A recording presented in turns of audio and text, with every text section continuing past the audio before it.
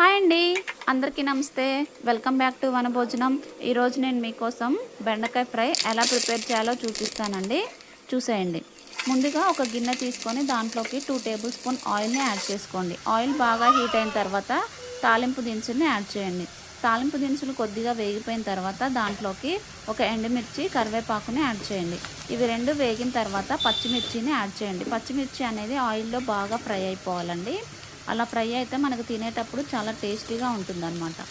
పచ్చిమిర్చి వేగిపోయిన తర్వాత దాంట్లోకి కొద్దిగా పసుపుని యాడ్ చేయండి. ఈ పసుపు పచ్చివాసన పోయిన తర్వాత మనం ముందుగా కట్ చేసి పెట్టుకున్న బెండకాయలని యాడ్ చేసేయండి. బెండకాయలను యాడ్ చేసేసి బాగా మిక్స్ చేసి ఒక 10 మినిట్స్ అలానే వదిలేయండి. ఒక 10 మినిట్స్ తర్వాత ఇలా కలిపేసుకుంటే మనకి బెండకాయ ఫ్రై అనేది రెడీ అయిపోయి ఉంటుందండి. మీకు కనుక ఈ వీడియో నచ్చినట్టయితే please do subscribe my channel. Thanks for watching. Like, share, comment.